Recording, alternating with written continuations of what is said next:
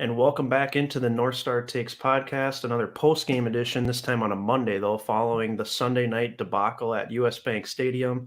Of course, it was on Halloween as well. The Vikings just have a horrific performance once again in front of the national TV audience and in front of a packed house at US Bank as well. They followed the Cowboys 20-16. They're now 3-4 on the season. And for a lot of fans, it seems like all hope is pretty much lost at this point. I don't know, very obviously just an ugly game all the way around. The offense couldn't really move the ball outside the first drive, which has kind of become a theme with the offense this year, which is very concerning, I would say. The defense allowing Cooper Rush to kind of just do whatever he wants. He threw for over 300 yards. Granted, he did turn the ball over a couple times, but just overall, very, very disappointing game. I mean, the expectations were pretty high going into this game. You know, the way the rest of the NFC was looking, it's like, man, we really have a shot if we can just win a few of these games here to sneak up there and grab a wild card spot, because Green Bay's pretty much got the division locked up at this point. So what were your overall observations after last night's game? Yeah, like all the other losses this season, it's just another tough one to swallow because, of course, like all the other games, win or lose this year, always seems to come down to the wire. And here we are. We led the whole time, or I should say we didn't trail the whole game until you get to the last minute or so or whatever that was. I think it might have been a little bit less than a minute. And can't remember exactly what it was, but I just remember Dallas took the lead for the first time in the game at 59 minutes into the game, and then we just didn't have any timeouts. And I think we might have had one. I can't. Do you recall? I think we had one last drive. We had one. Okay, yeah. So it came down to that, and we needed a touchdown, not just a field goal. So, like, the odds of us putting together another game-winning drive were pretty slim. So, yeah, just another heartbreaker, I'd say. And this one just felt really ugly. Like, I don't think we really deserved to win last night. No. Like, it's not like week 2 against Arizona, we played a good team. It felt like we kind of deserved to win that game. But then you got other ones like the Browns, for instance, a few weeks back, and then now this Cowboys one. It's just an ugly loss. A lot of different things went wrong. I don't really think either side of the ball, obviously not the offense, but the defense, I think, had their moments. But overall, I wasn't super impressed. Like you said, we let a backup quarterback throw over 300 yards. So not a big fan of that. And, yeah, I guess there's a lot of different things you could think about with this one. But I guess maybe it's better to just look at the bigger picture and just think that it's like, why do we keep finding ourselves in these situations where honestly we should win these games, especially at home, but we just don't. We find a way to lose, and it's like, well, why are we doing that? And I think offensively, it's probably last night had a lot to do with the play calling. We were throwing a lot of balls around the line of scrimmage, and we were also just playing a really conservative brand of football. The interior of the offensive line was bad again. Kirk, he looked flustered after that first drive, and we have these long sustained stretches where we just don't put good possessions, like stack them up on top of each other, and that can't happen. You're not gonna win a lot of games doing that. And then defensively, like I just got done saying, 300 yards pass for Cooper Rush, but beyond that, it's like we don't have corners that we can trust to play within 10 yards of Lamb and Cooper. Just give them all sorts of cushion just so you don't get beat over the top. Like, that's kind of ridiculous. I get they're good receivers, but at the same time, that it shouldn't be that big of a liability when we have one corner out in Peterson.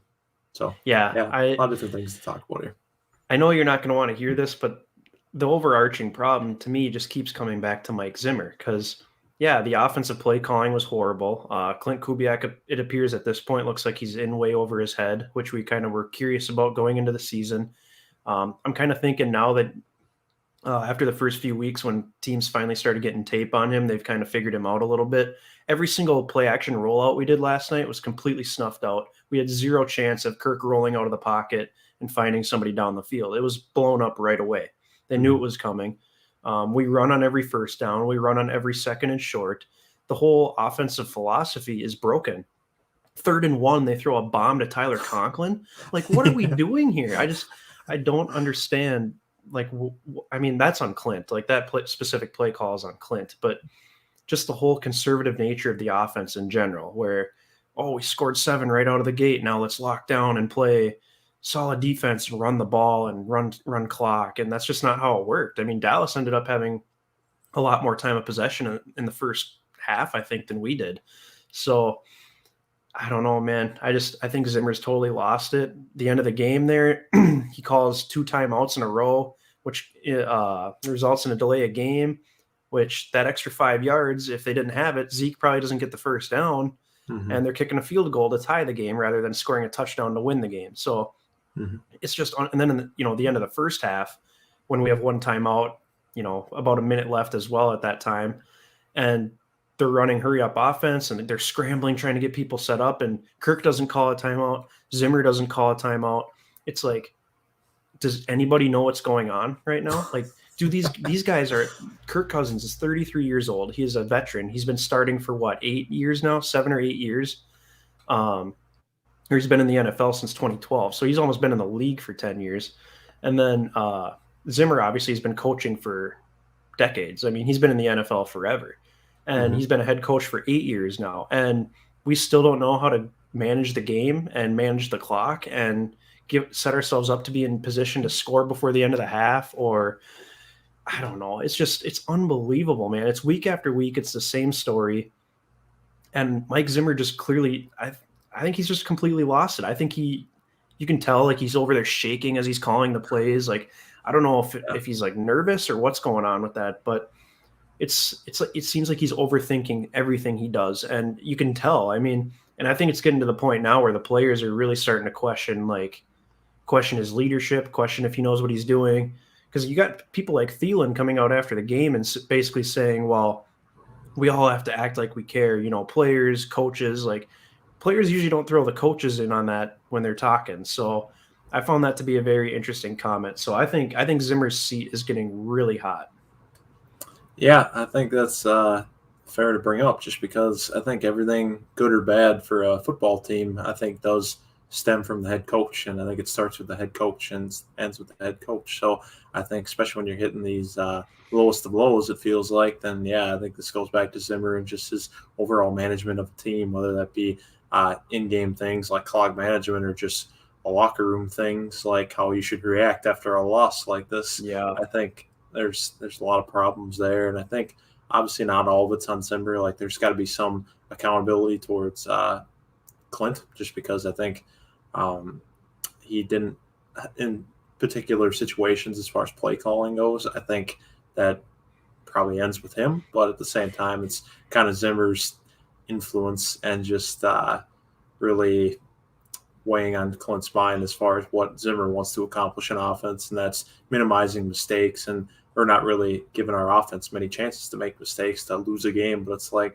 we can only win so many games playing so conservatively. Like, you can get away with those against a team like the Lions, who are winless still and just got annihilated by the Eagles, but can't do that against a one-loss Cowboys team. So I think there's just got to be more aggression there. And that's the thing, ironically enough. It's like, well, if, let's say, Dak plays, I still don't think we're winning the game. But at the same time, I think we're taking a lot more chances than the offense in turn probably looks a lot better, and we're scoring a lot more points. That's just stupid that we're like totally reeling it back in just based on what the other team is doing, as far as like, oh, they're rolling on backup QB out there. Well, let's rein it in. Let's not do anything to basically take chances. And I think that's not really a winning brand of football. So I think that's where I'd definitely critique Zimmer and the team in general the most. Yeah, and going to your point, basically, you are letting the other team dictate how the game is going to go.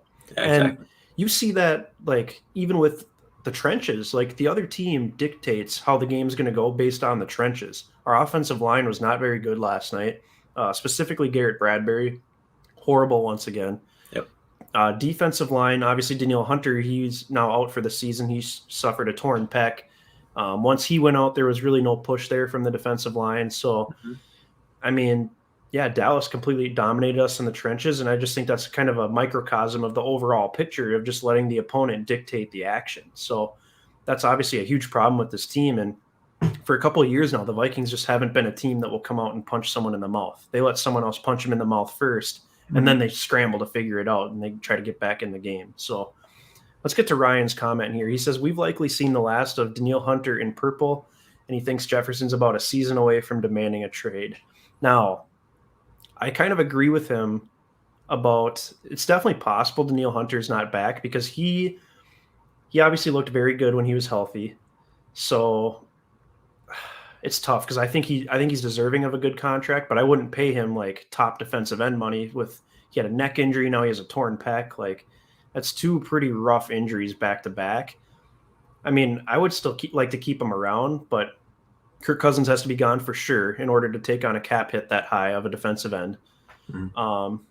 And he has to want to stick around too. Like, I mean, if the Vikings are going to be in a rebuild, there's nothing saying that Danielle Hunter is going to want to even be here. So I think it's definitely possible he's gone. I hope that's not the case because he's the best player on this defense. But yeah, I don't know. That's tough. As for Jefferson, this is a worry of mine too. I think it's ludicrous to not throw this guy the ball. I mean, he's so freaking good. He's an excellent route runner. I mean, you got announcers every game questioning why they're not throwing the ball more to these skilled receivers. And Jefferson he's 100% aware of what Stephon Diggs did here because obviously he came in the year after Diggs left. Like he just walked right in and filled his shoes, and it was like a seamless transition. But Jefferson kind of knows that, hey, if it's not working out and I'm not happy here, it's been proven that I'll be able to get out of here, based on what Diggs did. If you throw enough of a fit, the team basically has to trade you. We've seen that in Minnesota a few times with Jimmy Butler, Stephon Diggs, etc. So I don't know. That's a legit worry of mine about Justin Jefferson. Yeah, here's my thing with that. I think that's fair. If we felt like Zimmer is gonna, if we're confidently feeling like Zimmer's gonna be here beyond this year, that's probably a concern of mine. But since I personally, with the way we're trending, I don't think Zimmer's gonna be here beyond this year. So I feel like this problem's kind of moot. Like I think they're gonna go the opposite direction and hire an offensive coach.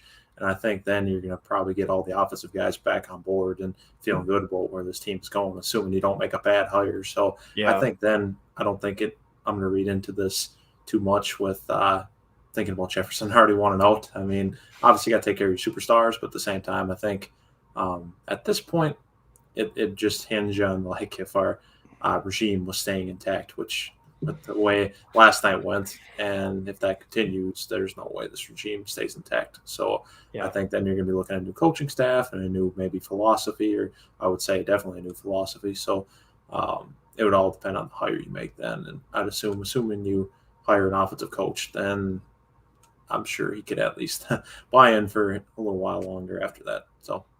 Yeah, and that's kind of the thing too, is if we hire an offensive-minded coach who really wants to lean into the offense, and that's another reason I could see Danielle Hunter not being back as well. Just kind of maybe wanting to completely start over on the defensive side of the ball, but then, roll with what we have on offense currently between all the linemen, all the receivers, maybe minus Bradbury for the linemen, but Irv Smith back, stuff like that, Yeah, here's the thing though with Danielle Hunter, I think even though he's a defensive player and you probably have an offensive coach, just if Zimmer really does, if this is it. I think any coach, offensive or defensive, would be able to recognize that Hunter really is a franchise defensive end that you need to build a really championship level squad. So I think anybody would pay him. Obviously, the injuries now only playing how many games have we made it through now? 8 this season, 7. Yeah, so he basically made it through the equivalent to like 7.5 or whatever it was. And that's over the course of 2 seasons. So obviously that's not great, but you just know what he's capable of. He's the youngest player ever to get to 50 sacks. So I think that speaks for itself, but it's just that's walking a fine line. It's kind of like dare I cross over sports here and go into the Twins conversation with Byron Buxton. Obviously, Hunter doesn't have nearly the injury list that Buxton's had over his career, but you just know that like there's next world talent there that's like kind of hard to really replace at all. So do you pay him? Do you not? I don't know. I think that's kind of a conversation that they'll have to have in the offseason, but for now, obviously, it's kind of in the rearview mirror. I mean, not in the rearview mirror. It's paused for now because they're focused on task at hand. Basically, all these guys are trying to keep their jobs, but. Yeah, that's going to be a very interesting development. There could be a lot of change this upcoming offseason, which it could be a good thing. Just kind of hit the reset button, take your main core pieces and just kind of push forward from there. I don't know, man. I think they're just truly stuck in no man's land right now. And I wasn't. We'll get to Matt Krenz has commented here. He said that the Wolves didn't fire Zimmer today, and I'm going to be completely honest. Like, I'm not surprised whatsoever that he wasn't fired today. That's not the way the Wolves do it. I don't think Spielman wants to do it that way. I think they really just want to. I think they really think that they can still like compete and push for the playoffs, which maybe they can, given how I think bad they the can. NFC is. But man, it's just like even if we do get to the playoffs, what's the point? You know, like when the team looks like this, is it worth it getting to the playoffs and getting smoked by the Bucks or the Packers or something? Like I don't know. I don't really have any interest in that. Yeah, I guess I'll probably disagree with you a little bit there because I'd at least like to give us a chance because the playoffs to me are always better when the Vikings are in it, regardless of the team we're bringing into it. But at the same time, I also think um, we got to think seriously about the future. And if we're just scratching the playoffs and getting bounced in on wild card weekend, then yeah, I feel like probably should make some changes anyway, especially starting with that coaching staff. But I think I'm a proponent of giving Zimmer the rest of the season. I don't really care for any of the assistants that are on the staff right now to see them take over and uh, have an interim tag slapped on them. And then maybe if we have play some inspired football for half a season, then they really get some serious looks at being our next head coach. Like, I don't want anything to do if we're moving off Zimmer. I don't want anything to do with this coaching staff being part of the next regime, I should say. So Yeah. I no, I'm not really interested in that. I'm letting Simmer either sail on or sink with the ship at the end of the year. So that's kind of where I stand with this. The only concern I have with keeping Zimmer on board is clearly he's not going to change his ways. Like clearly the offense is still going to be conservative, still going to be run first, ground and pound. Still want to put faith in the defense, even though Hunter's going to be out for the year. Patrick Peterson, who knows when he'll be back? Like you're missing two of your better players on defense, and it's just going to. I don't know. The number one concern I have with this team is upsetting Justin Jefferson. Like Ryan commented earlier, that cannot happen again. If you lose Jefferson, Thielen's getting older, and then if you lose Jefferson and Thielen's going to be done in a couple years, then what? You have KJ Osborne, like.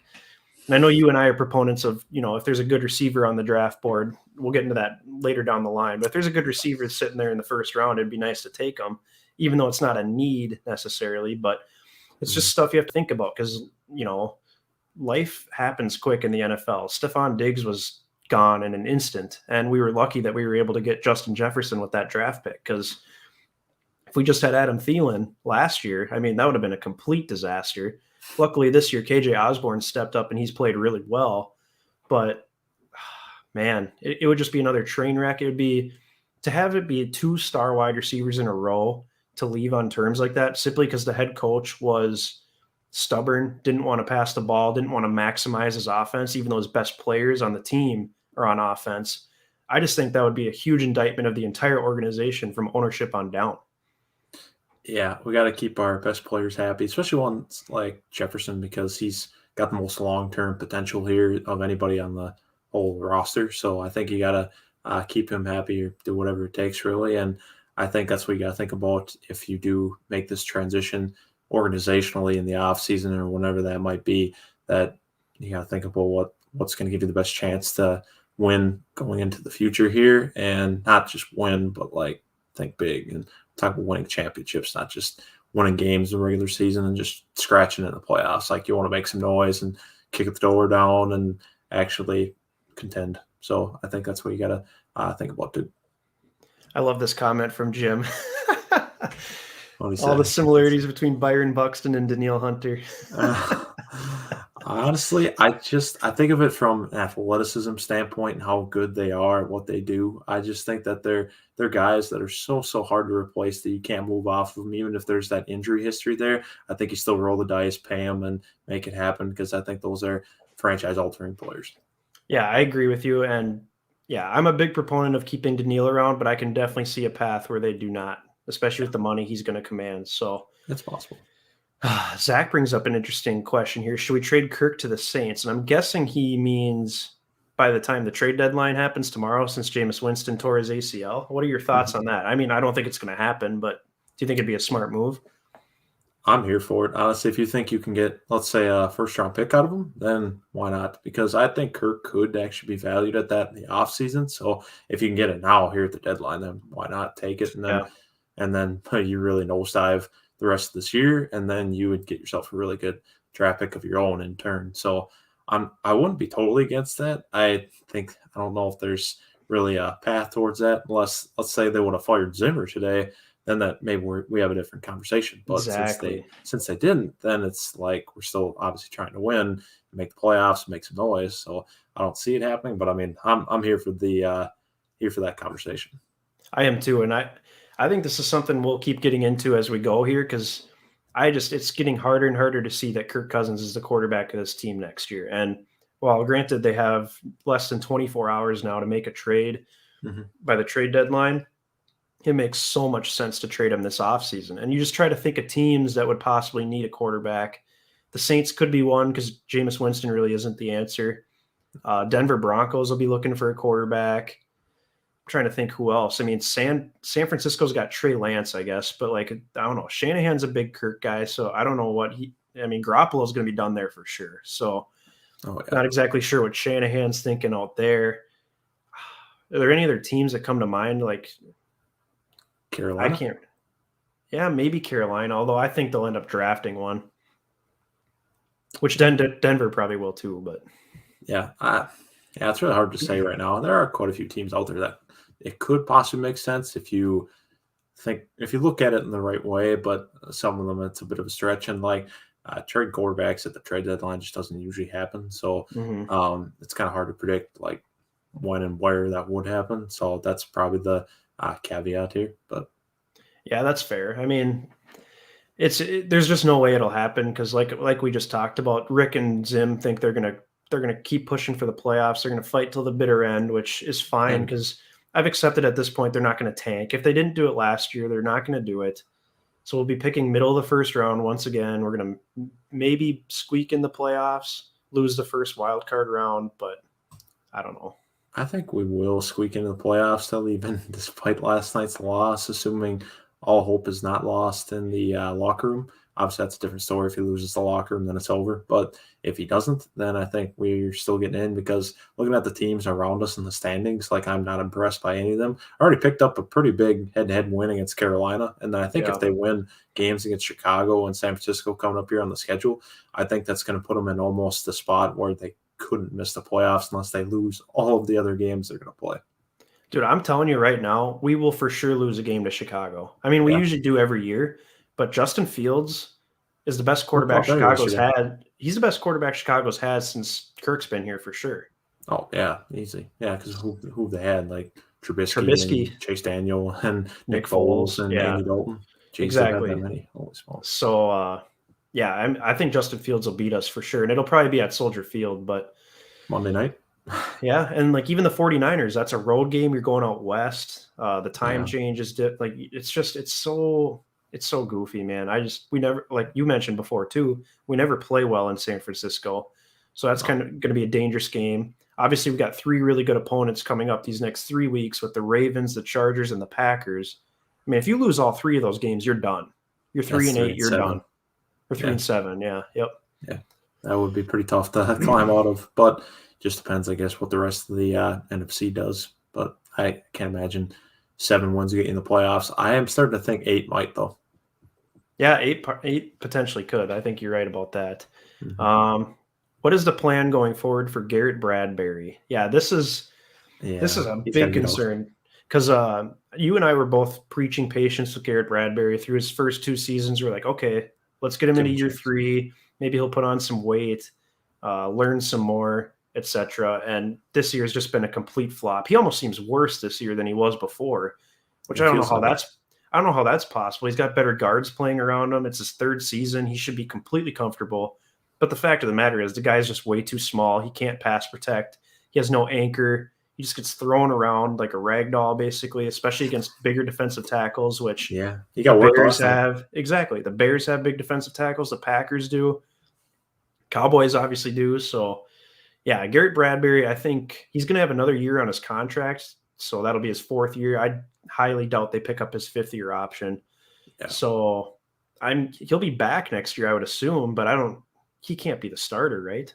No, you can't go into your season planning on him. I think you got to at least bring in very viable competition. Then I would hope you'd bring in somebody that's going to be better than him, and he can play out as a backup, I guess, as a first-round pick and play out the contract and then cut your losses there.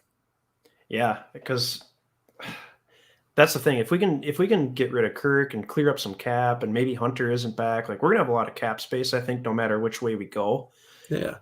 I think you have to just go sign a free agent center. I mean, just the guard spot is still a little questionable with Oli Udo there. I'm still hoping by the end of the season we can get some clarity on Wyatt Davis. Maybe he'll be the answer, maybe not. Mm-hmm. But center is the one position I think you just need to nail down in free agency because you have your two tackles. I think Ezra Cleveland can be your left guard. Udo, I don't think is going to be your right guard. He'll probably be a backup lineman that could play any spot. But I'm hoping Wyatt Davis is the right guard, but yeah, you're going to have to go sign a veteran center, a guy that's been there, a guy that can really lead the line. I know Brian O'Neill's kind of the leader of the offensive line right now, but it'd be nice to even get another veteran in there to kind of help him with that.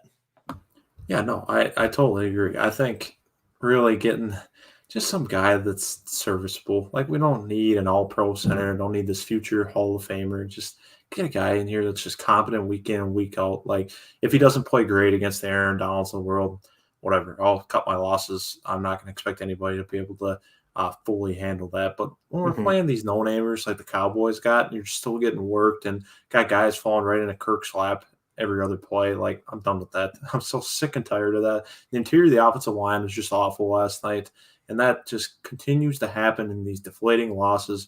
And that's usually one of the starting points for why our offense goes on these long, sustained stretches of halves or whole games where we do literally nothing. So I'm so past that. I'm on the other hand, if I want to bring it back down a little bit and talk about silver linings, I love our bookend tackles. I love how good Darius has looked in limited time so far. And obviously O'Neal, we all know what he is. So very confident moving forward with that.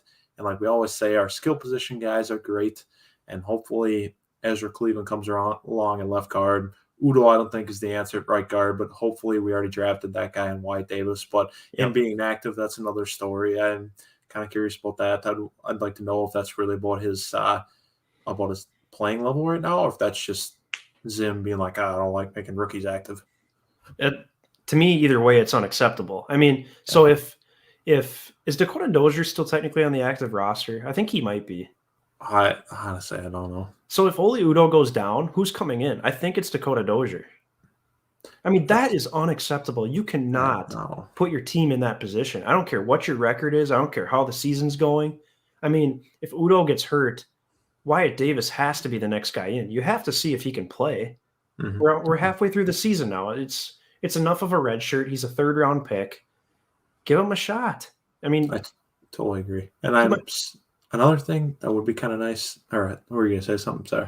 No, go ahead. Okay, yeah, real quick. I just wanted to say, I think another problem with the interior of this offensive line, or just our offensive line in general, really, is that we continue to play these guys like Bradbury, who are these undersized people, because they're like, oh, we don't want these big guys that can't get out on the edge, because that's not how our offense flows. But it's like, well, honestly, if you look at all the best offensive linemen in history, or like especially with our own team here in the last how many years, like the good ones, like they don't necessarily have to be that small to be able to move. Like I feel like that's very overrated to say that like this guy needs to be like just hovering around 300 pounds to really get out there and make his blocks. But it's just guys, these offensive linemen are either good or they're not. I don't think it's really that dependent on their size. Yeah, it's so I don't know if it's a Zimmer thing or a Spielman thing or maybe a little of both, but they have like these athletic thresholds you have to meet for them to even want to draft you. Yeah. And that's on both the offensive and defensive line. Yeah. And it's like you need to be able to expand that a little bit and be more open to having different body types. And like, look at the Pittsburgh Steelers. They don't go and draft certain types of athletes at offensive or defensive line. Like, give me a break. Like, they just draft the best player and they develop them. That's simply what it is. I don't think it's rocket science. Once again, I think they just overthink it a little bit. And yeah, it's everyone wants the next Danielle Hunter, and that's what they did with DJ Wanham, and that's kind of what they did with that Janarius Robinson, who's out for the season. Like everyone wants those types of players, but you struck gold once. It's probably not going to happen again, at least for a while. So Zach says, hopefully the Wolves make me feel better tonight. Yes, I'm feeling good about the Wolves right now. That could instantly flip in a second because it's Minnesota, but I don't know. They've looked pretty decent, and obviously obviously they're encouraging. Them and the Wild both are in my pecking order of Minnesota teams. I have them both ahead of the Vikings right now. I'm very, very upset with the Vikings. So After a loss like yesterday, yeah, it's pretty fair to be sour, and especially when the Wild and Wolves have had relatively good starts to the season. exactly. So Ryan chimes in. He wants to see Mon start a game or two just to see what we have, but that's not going to happen with him fighting for his job every week. And yeah, we kind of touched on that. Like I agree. I mean, it would, especially at the end of the season when we're either eliminated from playoff contention, because I don't think we're gonna have like a playoff spot locked up at this point going into the final 2 weeks of the season. So I think, yeah, I don't know. I don't see it happening. And yeah, and then he mentions in this next comment too, like if Kirk plays the whole year, or yeah, if we don't manage to move Kirk, then we're not going to know anything about our quarterbacks going into next year, which is completely true. Which is why I think they'll have Kellen Mond, and then they'll probably sign some bridge quarterback if they don't bring Kirk back. Could be like a Jimmy G. Oh my goodness. Wouldn't that be some Diet Kirk Cousins right there? Oh yeah, for sure. Diet Kirk Cousins. Well, honestly, it's like that would be a guy that probably could end up being a bridge quarterback for some team out there, whether it's us or somebody else. I think that's a very realistic possibility. Yeah, I think it could be a him. It could be Teddy Bridgewater. I mean, heck, maybe even Case Keenum gets back to bridge quarterback status next year. I don't know. Like, yeah, if Fitzmagic doesn't retire, I'm sure he won't be back with Washington next year. Like, there'll be some guys out there, but it's going to be interesting. Clearly, there's a long way to go, and we have no idea how things are going to shake out. I mean, we're just about halfway through the regular season, so a lot of football to be played. But yeah, it's just it all depends if they're going to keep playing like they did last time. To keep playing like they did last time, we're not winning very many games this year, but. Can they turn around? I mean, once everybody's really down in the dumps with the Vikings, it's usually when they respond, and they could go win next week, and then everybody will get back on board just for them to get into that huge game with Green Bay in a couple of weeks, then drop that one. It's just this roller coaster that we're all just kind of sick of because it's just inconsistency and just makes you frustrated and gets you all riled up every Sunday. And it appears a Cowboy fan found us here. Imagine if Dak played last night. Dalton beat you last year and then rushed last night. Look, yeah, man. For years I had ripped on the Cowboys because I was just like, these guys are a joke. They're frauds. Like, and that typically was the case. Everyone hyped them up. They're America's team, and they're playing the 3:30 slot every week, and they always end up with like a 500 record and miss the playoffs every other year. And I gotta say though, this year they are the real deal. Their offense, especially when Dak is playing, is probably the best offense in the NFL. Like, it's insanely good. Wow. You even put them over like the Rams or somebody? I would actually love to see the Rams and Cowboys play. That would be a fan. Do they play each other this year? I don't think they do. I don't know. But yeah, that could happen very well in the playoffs. So, I don't know. Like, I think Dak is probably inching close to top 5 quarterback status, honestly, in the NFL. Like, he is a very good player, and the Cowboys are a good team. They've built a good team. I don't think McCarthy's a great coach necessarily, but I think he's just riding the talent that team has. So exactly. I have nothing against the Cowboys. They kicked our butt last night. Yeah, that's what I was just gonna say. Is like I'm a big fan of the roster that's put together, but I'm not a Mike McCarthy guy. I think that's what's gonna screw him in the end. It's gonna maybe hinder them from truly winning a championship or getting at least deep into the playoffs. So I think McCarthy's going to lose them a game as far as coaching goes against some of the better teams in the NFC, like for instance in LA Rams, we just kept on talking about it, Tampa Bay Bucks or Green Bay Packers, his old team. But I think for now it's fine, especially in the NFC East. Like, they don't have to do a lot to win the division, get in, but they do have a good team. It's just, I don't know. I feel like McCarthy, there's going to come a day where he just screws them, and then Cowboys fans will be out on him. Oh, for sure. It's bound to happen. I don't think they're a Super Bowl team, but I do think they're a really good playoff team. So I guess that counts for something. Jim says someone needs to screen record that and play it back in February or January for the Cowboys fan. That's fair. I mean, they need to prove it in the playoffs for sure. I think they in 2016, I want to say they went 13-3. Wasn't that Dak's rookie year? It was Dak and Zeke's rookie year. That's right. And they went 13-3. They were the 1 seed, and didn't they get bounced right away in the divisional round? Yeah, right away in the divisional round with the Packers. That was the big Rodgers to Jared Cook completion, and then Mason Crosby hit the winner at the horn. That's right. So they're they're good, but yeah, if they couldn't get it done that year, I don't know, man. Yeah, we'll see. All right, what's Crenzy got to say? That's all right. As fans of Minnesota, we are all realistic and understand that we need to start over. Unlike Dallas fans who are clueless and think they're, oh man, we're going to start a war in the comments here. Good grief. Jeepers. Currency coming in hot from the top rope. Look, I can't even. That's the thing. As a Vikings fan, I am so upset with this team that I can't talk trash to anybody. I can't talk trash to our Packers friend Olsen. I mean, they're 7-1. They're going to run away with this division. They have more wins than the rest of the NFC North combined. Oh dang! Yeah, you're right. Yeah, because we have 3 and the Bears have 3, right? Yep. And the Lions obviously have none. So you can't talk any trash to Packers fans. That team is so far above us right now. It's ridiculous. And while the talent may not be that much better, it's clear the coaching is way better. The culture is way better. Obviously, the quarterback is way better. So it makes a world of difference. But they just beat the undefeated Arizona Cardinals without their top 3 wide receivers. Like, no, there's a 0% chance Kirk Cousins could pull that off. Absolute zero. Yeah, no, you're definitely right there. I think the Packers certainly got us for now, at least this year, because, yeah, with the way we're going, it doesn't feel like this is going to end well, but at the same time, maybe it's what we need to happen for long-term health of the franchise, get a new coach in here, get a new quarterback, and try something else. But at the same time, let's see how this season continues, because, I mean, it is only 7 games, but every game certainly does count in the NFL.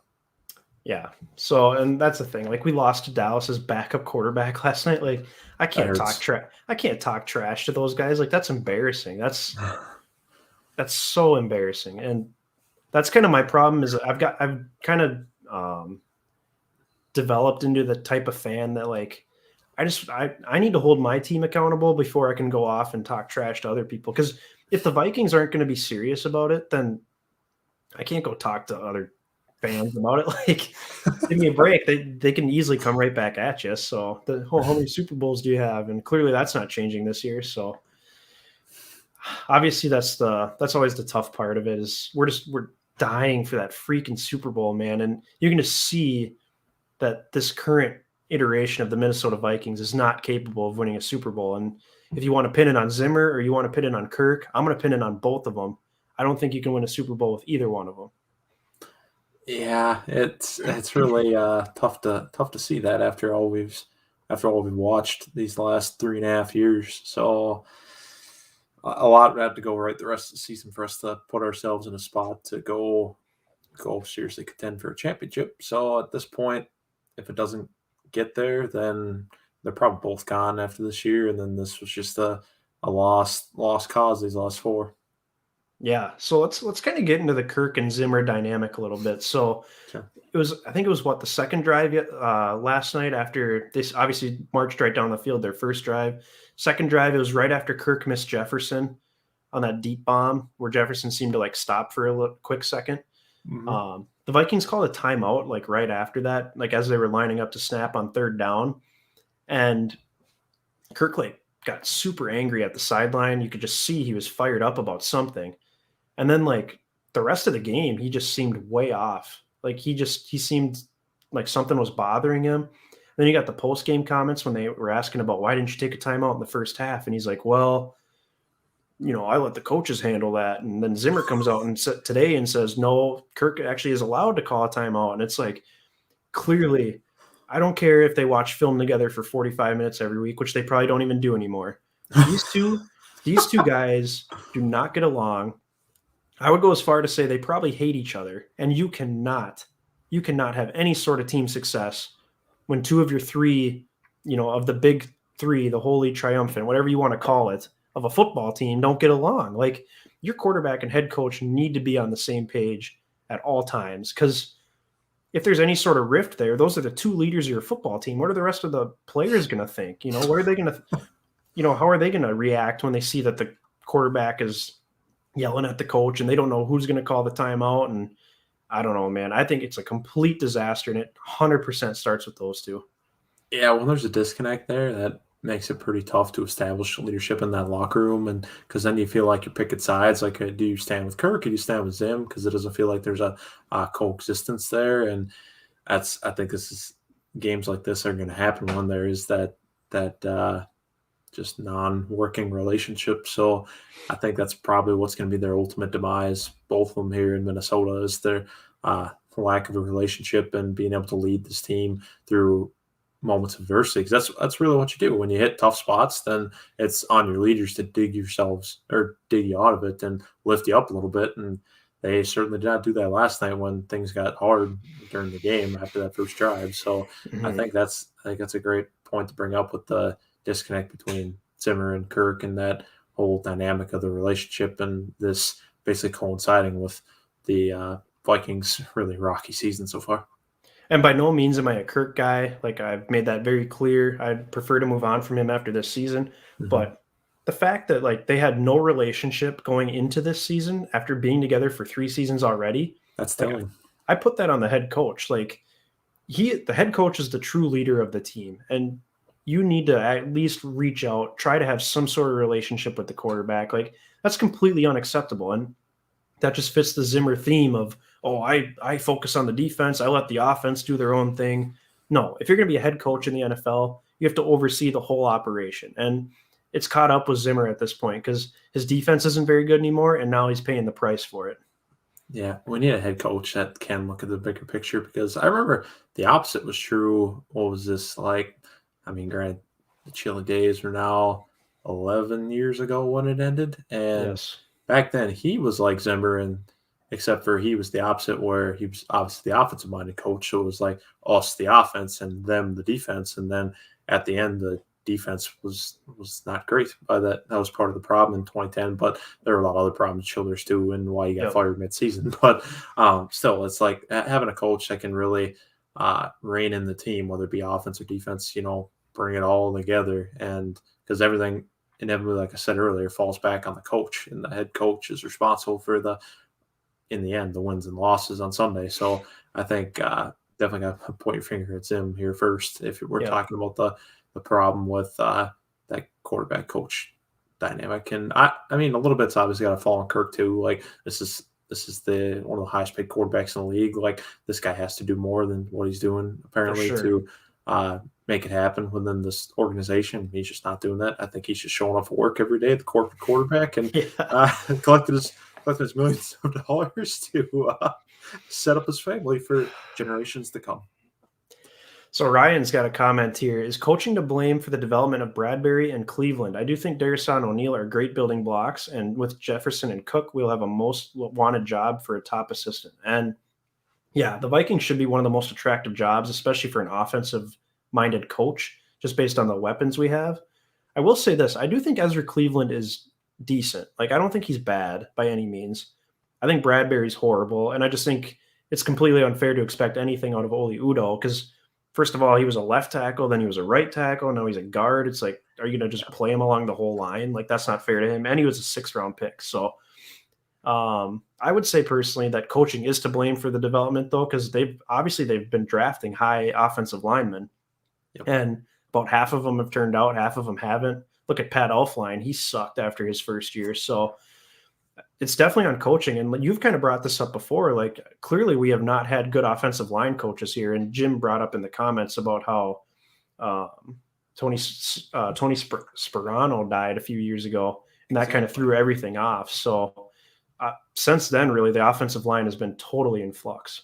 That's exactly what I was going to say. If you think about it, all these offensive linemen we've taken the last few years, and it's been the same offensive line coach with Dennison. I think he started 2019. The year before that, Sperano died in training camp, so they had to just fill in with a couple other guys that were already on the staff. So that can't expect a lot of them to Yeah, do anything as far as development goes with the offensive line. They're just doing their best. But after that, it's been Dennison ever since, and he still obviously has a heavy influence in this offensive line room because they still kept him on in the organization. So if you think about it holistically, like we were ranked, I think 17th overall as an offensive line in that magical 2017 season, yep, and since then we've been garbage, and that also coincides with that's since then we haven't had Sperano. So I think there's definitely some blame you put on this coaching staff as far as the offensive line goes, because like you said, I think they got to do a better job of maximizing what we have because we're taking these guys very high, albeit they're Yes. probably not good players, but like I feel like we can get more out of them than we are because it's stupid when you watch, like, for instance, on Sunday Night Football, you get the player intros and they get to the offensive line. It's like, oh, 29 out of 38, Yep. 31 out of 38, oh, 36 out of 38. Like, great, man, what a bunch of winners here. Hmm. So it's like, come on, we can't get a little bit more out of these guys and being dead last in all these interior offensive line positions. Like, give me a break. Well, yeah, then Christian Darrisaw, he comes in, he plays his natural position of left tackle, and oh, imagine that, he's actually good. Like Yeah, that's they true. could have, That's another thing too. Natural position. It's like we have 4 tackles playing our offensive line, and then yes, Bradbury in the middle. exactly. Yep, yeah. Ezra Cleveland should be a left tackle too, Yeah, and he's playing left guard. And granted, I think he can still work there, but yeah, I don't know, man. It's the whole philosophy is so messed up. It's oh yeah, we'll just move them around, they'll be fine. Oh yeah, because you've proven that you can develop offensive linemen, especially yeah, out of position. Like, give me a break. yeah. I agree. There is definitely, like, you have ground to stand on when you consistently have a good offensive line, and you've done this in the past. Like, okay, then I'll trust you. Whatever, do whatever you want. But like when we've never had a good offensive line better than 17th or whatever it's been since Simmons Yeah. been here, Yep. then no, you don't. You don't have that wiggle room to try these new things like that. Like that just doesn't fly. Ryan also adds we should have money to spend with most of our starters on defense being on 1 year deals. That's true. Yeah, I think yeah, that's a good point. Obviously, I mean Peterson will be gone most likely. I would think, unless maybe they decide to bring him back. Um, Breland will be gone for sure. Mac Alexander they might bring back. You'll have Pearson, Dalvin Tomlinson for at least another year. Barr's done after this year. Yeah, Barr will be gone. Daniil Hunter might be gone. Everson Griffith's only a 1 year deal. Yep, Nick Vigil as well. So yeah, that's a good point. And yeah, I don't think it's going to be a full on rebuild. The defense, I think, will see some definite turnover. Like there'll be a lot of ins and outs there over the next couple of years. The offense is But pretty much set if you move on from Kirk. exactly, because you have a lot of foundational pieces on that offense that are all pretty young and moving into the primes of their career, except for Thielen. I'd say obviously Yep. Thielen's getting a little bit older, but everybody else really you could probably bank on to be really good next year. So I I think there's a lot of potential there, and I think, like you said, that's why we don't really need to do a full on rebuild. Like I think we can win a lot of games just with a good offense, and then a defense that's like opportunistic and isn't just a total liability. Doesn't have to be great, Yep. but just not awful. So I think I think we could definitely just bounce right back next year if we get the right coach in place if the season ends in a disaster. Another thing to mention about this offense, we haven't mentioned once that we miss Irv Smith. And Yeah, like, true. don't get me wrong, Irv Smith is going to be a really good player, but that just goes to show how great Tyler Conklin's been and how much you really don't need the second tight end, especially when you have 3 good receivers. So like you bring Irv Smith back next year, and he was a second round pick, so he'll be going into a contract year.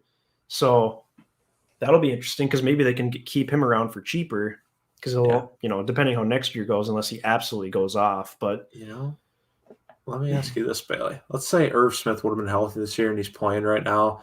And maybe that way we don't play with as many 3 wide receiver sets. Instead, you play a lot of 2 wide receiver, 2 tight end sets. And then maybe your run game looks a little better as a result. Like, I don't think our wide receivers are great blockers by any means. So maybe you have mhm, Irv out there. Maybe the run game looks better. I think that's also worth considering. Obviously, everybody, I think the first thing you should think of is his ability to catch passes and run yep. good routes and be a red zone threat for Kirk. But at the same time, I think he's definitely I think it goes without saying that he's huge for the run games. He's evolved so much as a blocker these last couple of years, developing behind Rudy. So Hmm. Yeah, that's a great point. That's the thing is, would it have stunted KJ Osborne's growth, and would he yeah, have not appeared? Like good point. there's a lot of what ifs, but I agree with you. I think the run game would look better. Although they brought in like a run blocking tight end, Ben Ellison, who's now on the IR. Chris Herndon just does nothing for me, although he had a huge first down catch last night. That was great to see. I'm glad we traded a fourth round Hey, pick for him. Luke Stalker getting a holding penalty. Oh my gosh. Why are these dudes on our team, man? Like, I bet the Vikings draft a tight end at some point this year again. They drafted that Zach Davidson last year. I wouldn't be surprised if they picked another one this year. Yeah, I'm curious if they keep putting all of these guys in over Davidson. Like, what do they think of Davidson? Like, is he not developing that well behind the scenes this year? They're just kind of waiting. He's kind of a project player. Maybe he'll turn out after a full season of working on the practice squad and then go through a full off season in the NFL, and then maybe they'll get something out of him. But obviously, I clearly don't think he's ready to play right now. No, and what isn't he like a tight end, a punter, and a long snapper Yeah. or something? Like, Yeah. the dude's not going to make it. Give me a break. Dude, come on. Give him a chance.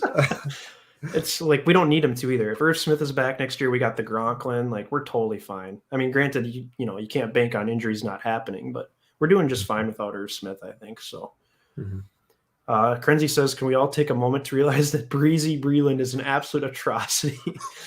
Yeah, he is honestly, he talks so much trash. He tweets too much for how horrible he's been. That tipped pass he gave up to Amari Cooper last night, like only Bashaud Breeland would give that up. Like, that's a complete joke. Like, how inept do you have to be? The guy is an idiot. I'm sorry. Oh my God. Yeah, I don't know where to begin with him. Yeah, you're right. He talks a lot of talk, but he certainly doesn't walk it. So I think this guy is definitely not going to be back, and this is one of the worst seasons I've ever seen out of the corner on this team before. And that's saying something when we had quite a room last year that everybody questioned a lot. So Yeah. it's amazing how feels like we didn't really get much better there. And he's a veteran too. Like, and last year he was good at pass coverage. Like, I don't understand. Maybe it's the scheme. I don't know. Maybe he's just stubborn and doesn't want to play Zimmer's way, which I would guess is probably what it is. But come on, Breezy. Our buddy Jackson said he'd rather have Chris Jones, who made the business decision against Tony Pollard last year, instead of Bashaud Breeland. So that's kind of a bold statement there, because Chris Jones was just atrocious. But you know what I can't stand either? Our corners can't catch. Like, nobody hits him right in the chest. I mean, Mack had that happen in Cincinnati. Breeland had that happen. What was that? Was that last night too? I think both him and Dantzler both had easy opportunities to pick passes off, but just right into the chest, or Dantzler's case, he didn't come up on the ball and try to make a play. It's like, what are we doing? Come on, we could add even more turnovers last night. Xavier Woods, I mean, that guy was balling last night. Yes. He went out with something to prove against his old team, and he played great. And I feel bad we couldn't reward him with a win, because when you have one guy both intercepting a pass and then forcing a fumble like that on the blitz, like, but that man needs to be rewarded. That's just too bad. And honestly, I think it's just disappointing when you see guys like that have those great games. It just goes all for naught. Yeah, exactly. I agree. Xavier Woods, that was fantastic. I would love to see him back again next year. He's been an amazing signing on a 1-year deal. Oh yeah, it'd be nice to have him back for a couple more seasons, as long as Harrison Smith's around, really. Yeah, the corners are just rough, man. I like Cam Dantzler. I think he can be a good player, but he will not be a lockdown corner. He's not going to be a guy that travels with receivers across the field. Like, he's going to be like a Trey Waynes, maybe hopefully a little better, but I don't know. I mean, and yeah, the catching thing, like, Dantzler's was a little tough, but I think he could have stepped up a couple more steps to come up and actually catch the ball instead of trying to grab it off the ground. Breeland's just completely inept. His awareness is horrible. Mackenzie Alexander is a strange one, because he makes some really good plays and he makes some really bad plays. So I'm not really sure what his deal is. I mean, he was good for basically last night. Yeah, he was good for basically one season the first time he was with us. I think 2019 maybe was his best season. Yeah. And then he was either 18 or 19. I don't exactly remember. But yeah, so I don't know. The corners are a mess. Obviously, we don't have Jeff Gladney anymore. Then the depth corners, Chris Boyd, who will never be able to play corner in the NFL. And then Harrison Hand, who I think actually has some potential, but he's just buried on the depth chart right now. Yeah, I love watching Boyd on special teams. Talk too, just on those punts. Oh my gosh, he's into it. I'll give it to him. He's a passionate player, and I like to see that from a guy, like, just bringing some energy to the team, because you need that. But at the same time, like, I think he's a little bit maybe too hyped. But I guess in a game like there was last night, you should be excited. You should bring a lot of energy to it. It's Halloween, not in prime time against the Cowboys, America's team. I feel like more guys need to feed off of that. 100%. That's one of the main issues with the Vikings as well, is with Diggs gone, they don't really have like a fiery leader, And Diggs was really only that his last season here too. But like, Kirk Cousins doesn't get the team fired up. As much as I love Dalvin Cook, he doesn't really get the team fired up, and he's a running back. Neither Jefferson or Thielen really do it. There's really nobody on the defense. Harrison Smith and Eric Kendricks are quiet guys. Daniel Hunter's a quiet guy. Like, those are your best players. I mean, maybe Everson Griffin, but he's not one of the best players on the team anymore. So they need – I personally think it starts at the quarterback position. You need a guy that's, going to get your team fired up, like a Josh Allen. Go out there and make some electrifying plays that, get your players fired up as well. So I don't want this to turn into a complete Kirk bashing, but there's so many of the little things that Kirk just doesn't do. And I think that ultimately is what leads to his 500 record as a starting quarterback in the NFL. Yeah, I think that's true. I think there's a lot of intangible things that lead to wins more than people really want to recognize, and it's really hard to quantify. But at the same time, it's just obvious for anybody who watches a lot of Vikings games. It's like, well, this guy doesn't seem like he inspires a lot of people out there, and he certainly. I mean, this year I'll give it to him. He's had more of a clutch team than I've ever seen. But at the same time, I think he also just doesn't lead, and I feel like he has the ability to have more pull in that locker room than it seems like he thinks he has, I guess, if that makes sense. For sure. So Ryan's got one last take. Yep. Talking about Davidson made him think, what about our entire draft class this year? Besides Darrisaw, are any of them playing? I love Spielman, but he's been living off that 2015 class. What do you think? I mean, Darrisaw obviously looks solid. I'm trying to think here. Kellen Mond hasn't been playing. Davis hasn't been playing. Chad Surratt hasn't been playing. Who's our other Patrick Jones hasn't been playing. Kenny Janarius Robinson's hurt. Hey, Kenny on kick return. Yeah. Did he even return a kick? Did he even have a chance to return a kick? Hey, ISM had a catch. ISM did have a catch. I think he'll end up being a decent player. He's got some skill. I don't think these are guys. It's kind of weird because we went in this draft being like, all the Vikings are going to draft guys to win now. But in reality, I feel like we walked away with a bunch of players that are like these projects. For instance, like we took Darrisaw, that obviously plug and play guy. But then you got Mond. That was obviously a project. It's like, let's wait and see. Let's see if he's going to turn into something. And then I think Chad Surratt, another project player, because it's 24-year-old that had played linebacker for like 2 years in college. Yes, he's like a good athlete, but he's still a little raw. And then we take we took Davis. I think that was a guy that I would hope they intended to actually play right away, but just for whatever reason, it's not in the cards. Maybe the next coach that comes in would feel differently about the way he looks in practice. I don't know. But then Patrick Jones, it's another guy that felt more like a plug and play, and they didn't have him active on most of these game days. Nope. And then you got Janarius Robinson. That one's once you get in the fourth round, then it's a little like whatever. Like I'm not going to expect these guys to play a ton. Like Janarius Robinson got hurt. It's going to happen. Ken A kick returns, but he got hurt, so he's just getting into it now. It's just nice to see that they didn't waste no time once he was active. Then Abdullah was gone, so that's fine. Yeah. But ISM, like you said, I'm pretty excited about his long-term outlook. And then what was it? Am I missing him? Jalen Twyman? Oh, and Cam Bynum.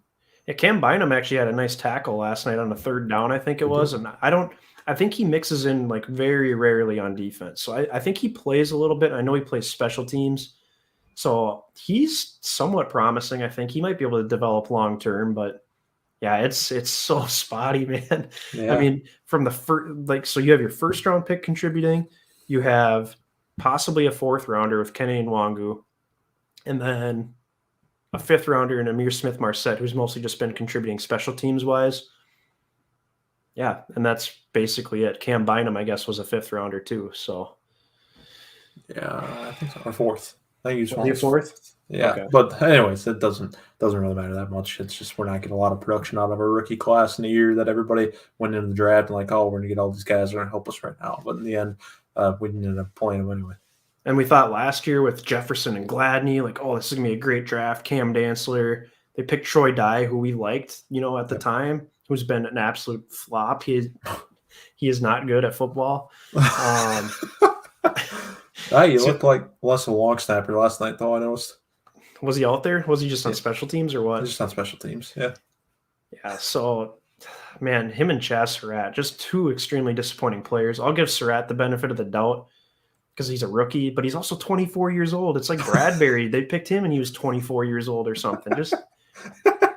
And Jeff Gladney, too. They picked Jeff Gladney over Jalen Johnson. Jeff Gladney's 2 years older than Jalen Johnson. He only plays slot, basically.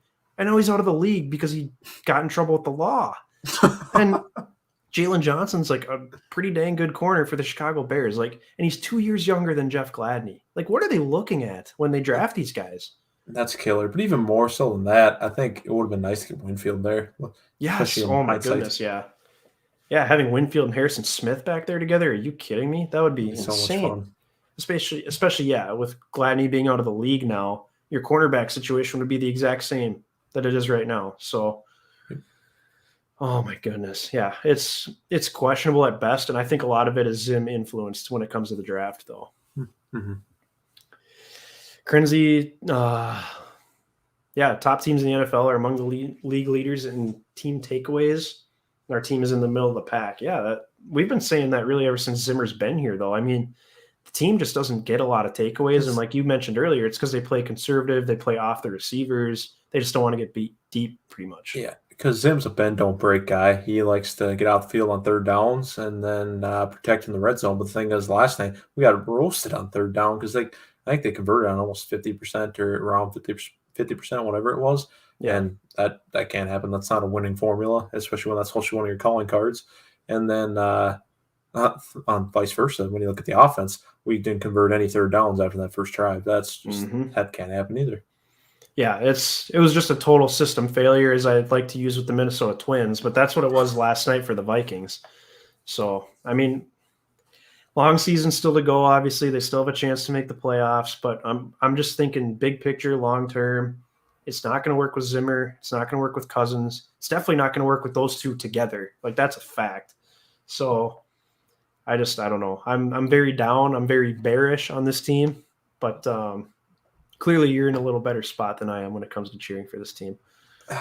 Yeah, I don't know. I'm still holding out hope, but it's really dwindling after every game, and I'm just here for the ride because either they're going to win some games and I'll enjoy watching that, or the season will go up in smoke and then we're starting over, and you talking about the fun prospect of having a new head coach and thinking about what that's going to lead to, and possibly taking a quarterback in the draft or signing one in free agency. That could be a lot of fun, or maybe you trade for one. I don't know, but maybe you insert yourself back in the Deshaun Watson conversation if you were ever in it in the first place. But yeah, that's going to be interesting because I don't think he'll end up getting traded before the deadline tomorrow. So no, exactly. So I don't know.